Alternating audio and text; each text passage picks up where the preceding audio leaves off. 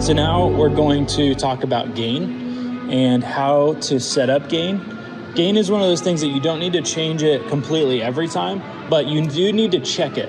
Checking it allows you to know that what you're getting from the source is going to meter at the right place, and then essentially that's going to make sure the faders are going to send at unity volume so that you can mix in like the best possible platform. So let me show you what I mean by that in kind of reality and not just like vague terms. So if I go to my EG right here, and this is what Fabian's playing, I can look and see that I'm getting metering here. I'm also getting some metering signal here. And if I'm on the home tab, I'm gonna get metering right here as long as he's playing. So when I say unity, 0 on the board is unity. So when we're talking about unity, we're talking about 0 on the board. Now, what we are wanting, what we're trying to do is get as close as we can to the 0 area. And then we also want our DCA to be, relatively close to this unity area, along with the band DCA. So the way that we're going to achieve this is we need to make sure the gain is sending at the proper signal. And I can tell already that the scene that we pulled up, it's just way too hot. So the way that I'm going to pull that down is with this knob right here, or if you're in the home tab, so the tabs are right here. If you're in the home tab, you can do it with this knob right here. Essentially what we want to do is we want to get this to where the green is pretty much lit up at all the time when he's playing. And then we're going into the 18 to -12 range. So I'm going to zoom in on this. We've got -18 to -12. We want to be like jumping into those areas. Another way to look at this, I like to go to the home tab and to look at this area. And you can see that there's this kind of bigger green bar and then it's a little smaller orange and then the red section.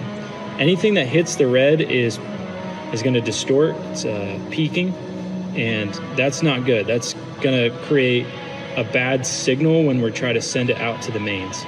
So what I'm going to do is take my gain knob and I'm going to just pull this back basically until I'm in the green continuously and I'm like kind of touching the yellow occasionally. So this is, you can see it over here too. This is kind of that sweet spot with gain that the industry kind of labels. You're jumping between -18 and -12. Now, here's one caveat with this, is that you need to make sure the band is playing at a volume where it makes sense to do this. So if the band is just like barely playing, they're playing really quiet, and you try to gain them, you're going to get an improper gain because you're setting up for their lowest sound. What you want them to be doing is playing at like a medium to loud. And essentially what that does, I tell them a lot of times, hey, play me a chorus or play me a bridge, because then I can indicate kind of where their medium volume is going to be and where their loud volume is going to be. Like I said, if anything hits the red, it's going to be clipping, it's distorting in the speakers. We're going to hear it very crunchy. To avoid that, what we're going to do is just essentially try to level them when they're playing medium to loud at this 18 to 12 range on the gain knob.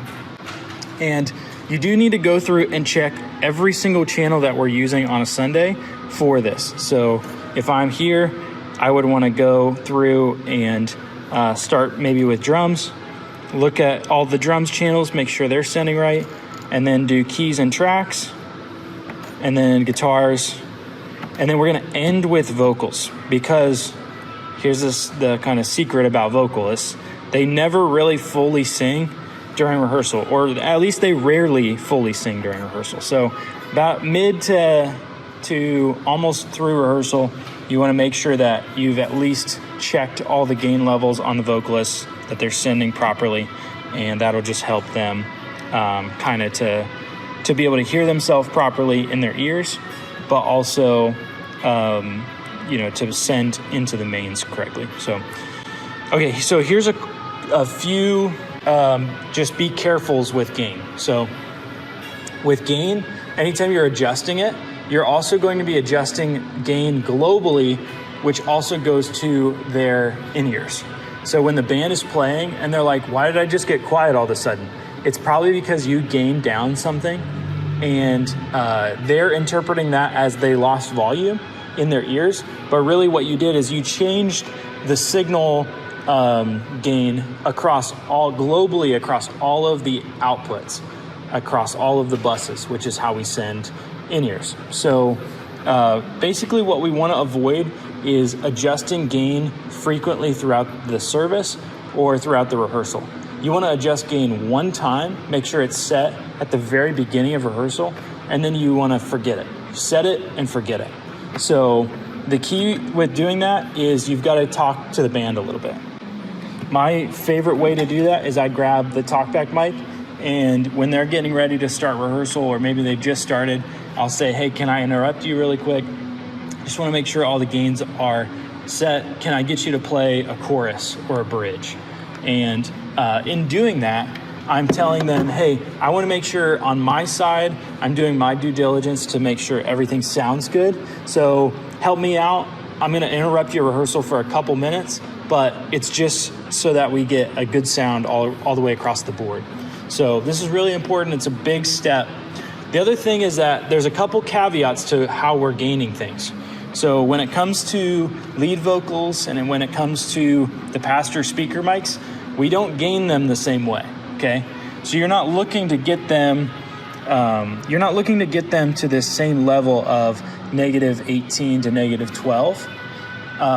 The reason is because they're a different kind of mic and they're picking up signal differently. There's essentially two kinds of mics, dynamic and compressor, and those two different kinds of mics are going to emulate sound in different ways. They're going to receive sound in different ways. So what that means is that we need to be careful in not gaining them too high, or you're going to get feedback.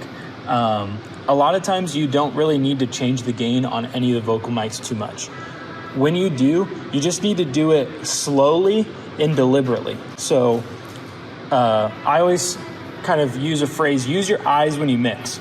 So if I'm looking at the band and I'm watching them play and I'm gaining up a singer that's not singing, I'm not helping myself at all because she's not even sending me a signal yet. So I need to watch them. I need to make sure that they are singing, that they're singing at a volume that isn't a whisper, that they're actually singing or they're actually speaking. If they're speaking quietly, maybe I need to ask them, or singing quietly, I need to ask them to bring their volume up so I can properly set this. And then when I say do it slowly and deliberately, I mean like you want to take this and just slowly tick it up. And each time you see it tick up, you need to stop and listen. Go, does that sound right? Did I gain them up too much? Stop.